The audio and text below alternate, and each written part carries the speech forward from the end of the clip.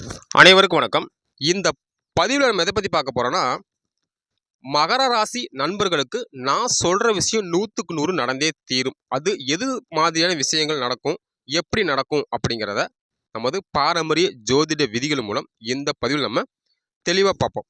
அதுக்கு முன்னாடி வீடியோ கீழே லிங்க் ஒன்று கொடுத்துருக்கேன். அந்த லிங்கை தொட்டு நீங்கள் உள்ளே வந்துட்டீங்க அப்படின்னா உங்களுடைய ஜோதிட சம்பந்தமான கேள்விகளுக்கு பதில் கொடுக்க கண்டிப்பாக நான் காத்திருக்கேன்.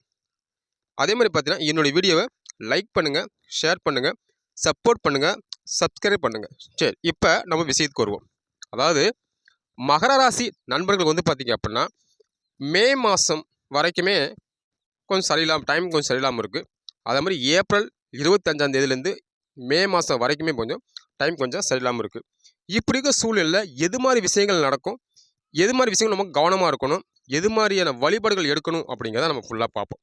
சரி, இப்போ மகர ராசிக்காரங்க வந்து பார்த்தீங்கன்னா உங்களோட ஜனன ஜாதகத்தில் சனி திசை, சனி புத்தி அல்லது செவ்வாய் திசை, செவ்வாய் புத்தி அல்லது கேது திசை, கேது புத்தி, இது மாதிரி தசா புத்தி நடந்துச்சு அப்படின்னா நான் சொல்கிற விஷயம் 100க்கு 100 நடந்தே தீரும்.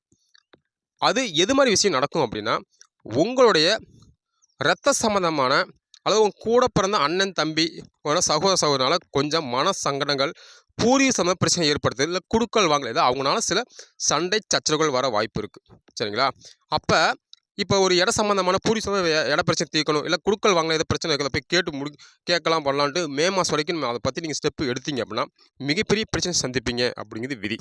அப்போ மே மாதம் வரைக்கும் கொஞ்சம் நம்ம ஒதுங்கி இருக்கிறது நல்லது. மே மாதத்துக்கு மேலே எடுக்கிற ஸ்டெப் வந்து கண்டிப்பாக காட்டுங்க. அதுக்கு முன்னாடி நீங்கள் எடுக்கிற விஷயங்கள் வந்து சொத்து சம்மந்தமாகவோ இல்லை குடுக்கல் வாங்க சம்மந்தமாகவோ பிரச்சனை கொஞ்சம் தலையிடாமல் இருக்கிறது ரொம்ப, அவங்ககிட்ட அதிகமாக வாக்குவாதம் வச்சுக்காமல் இருக்கிறது ரொம்ப நல்லது. அதுக்கடுத்து பார்த்தீங்க அப்படின்னா உங்களுடைய தந்தைக்கு வந்து பார்த்தீங்கன்னா உடல்நிலையாக பாதிப்பு ஏற்படுத்துறது, இல்லை உங்கள் தந்தையினால சில பிரச்சனைகள் சந்திக்கிறது, இது மாதிரி சூழ்நிலை ஏற்படும். அப்போ அவங்களால இப்போ தந்தையினால ஒரு ஏதோ பிரச்சனை இருக்குது தீர்க்கணும் பண்ணணும்னா கண்டிப்பாக இந்த மே மாதம் வரைக்கும் டைம் செலவு. அவங்களால எந்த ஒரு வாக்குவாதமோ பிரச்சனையோ வச்சுக்க வேண்டாம் அப்படிங்கிறது விதி. சரிங்களா? அதுமாரி போனீங்க அப்படின்னா தேவையில்லாத பிரச்சனை சந்திப்பீங்க அப்படிங்கிறது விதி. அதுக்கடுத்து பார்த்தீங்க அப்படின்னா உங்களுடைய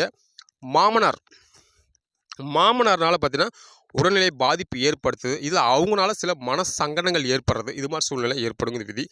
அதுக்கடுத்து பார்த்தீங்க அப்படின்னா உங்களோட வேலை செய்கிற இடத்துல நிறைய பிரச்சனையாக இருக்குது, இல்லை நான் தொழிலை மாற்றிக்கலாம் இருக்கிறேன், இல்லை இந்த இடத்த விட்டு வேறு இடத்துக்கு வேலைக்கு போகிறாங்கன்னு எண்ணமெல்லாம் மகராசிக்கு ரொம்ப அதிகமாக இருக்கும்.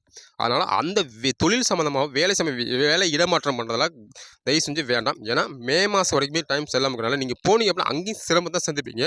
அந்த ஒரு மாதம் ரொம்ப சிரமத்தை ஏற்படுத்தும். அப்படிங்கிறனால வேலை இடமாற்றம். அதுக்கடுத்து பார்த்தீங்கன்னா சகோதரனோட சில தேவையில்லாத வாக்குவாதம் வச்சுக்கிறது, அதுக்கடுத்து பார்த்தீங்கன்னா மாமனார் கூட வாக்குவாதம் வச்சுக்கிறது, இல்லை அவங்களால உடல்நிலை பாதிப்பு இல்லை ஏற்படுத்துது. அதேமாதிரி பார்த்தீங்கன்னா உங்கள் தந்தை இதில் பார்த்தீங்கன்னா கொஞ்சம் தேவையில்ல உடல்நிலை இதெல்லாம் கொஞ்சம் கவனமாக இருக்கணும் அப்படின்னு விதி. அதனால் இந்த விஷயத்தில் ரொம்ப கவனமாக இருங்க. மே மாதம் வரைக்கும் கொஞ்சம் டைம் சரியில்லாமல் இருக்குது. அதுக்கடுத்து பார்த்தீங்க அப்படின்னா ஜூன் மாதத்துக்கு மேலே கண்டிப்பாக உங்களுடைய அமைப்பு நல்லா இருக்குது. அதுக்கடுத்து நீங்கள் இருக்கிற ஸ்டெப் கண்டிப்பாக கரெக்டாக இருக்கும். அப்போ இதுக்கு என்ன பண்ணணும் அப்படின்னா, ஒவ்வொரு சனி பிரதோஷத்துக்கு வந்து பார்த்திங்கன்னா ஒவ்வொரு சனி பிரதோஷம் இல்லை அப்படின்னா மெயினாக பிரதோஷத்துக்கு வழிபாடு சிவன் கோயிலில் போய் வழிபாடு எடுத்து பண்ணுறது ரொம்ப சிறப்பாக இருக்கும்.